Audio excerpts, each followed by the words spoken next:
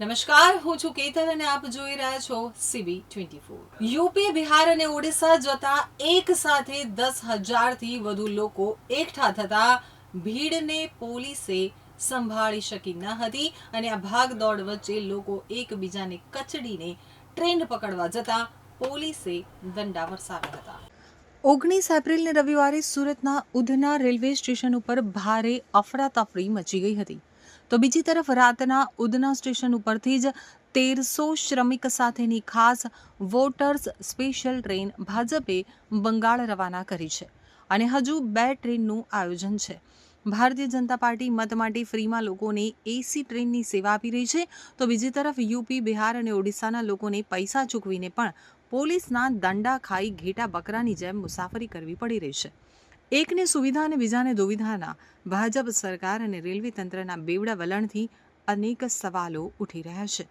પશ્ચિમ બંગાળ વિધાનસભાની ચૂંટણીના જંગમાં મમતા બેનર્જીને હરાવવા માટે ભારતીય જનતા પાર્ટીએ માત્ર બંગાળમાં જ નહીં પરંતુ હજારો કિલોમીટર દૂર ગુજરાતથી પણ મજબૂત વ્યૂહરચના કરી છે।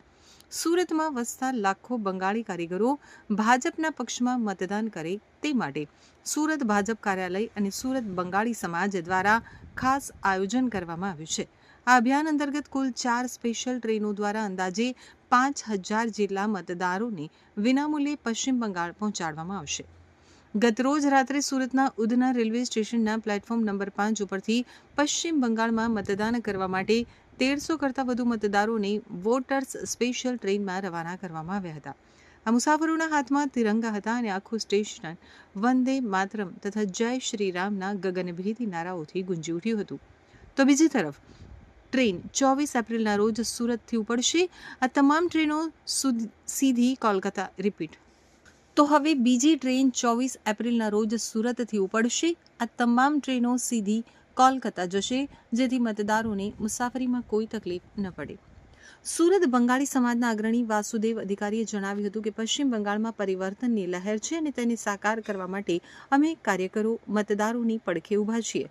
સુરત ભાજપ કાર્યાલય અને બંગાળી સમાજ દ્વારા આ ટ્રેન સુવિધા એકદમ ફ્રી ઓફ કોસ્ટ રાખવામાં આવી છે। મધ્યમ અને ગરીબ વર્ગના કારીગરો જેઓ મોંઘી ટિકિટ કે પ્લેનનો ખર્ચ ઉઠાવી શકતા નથી, તેઓ મતદાન કરી શકે તે માટેનું આયોજન કરવામાં આવ્યું છે। તમામ લોકો ભાજપને મત આપી વિજયી બનાવશે।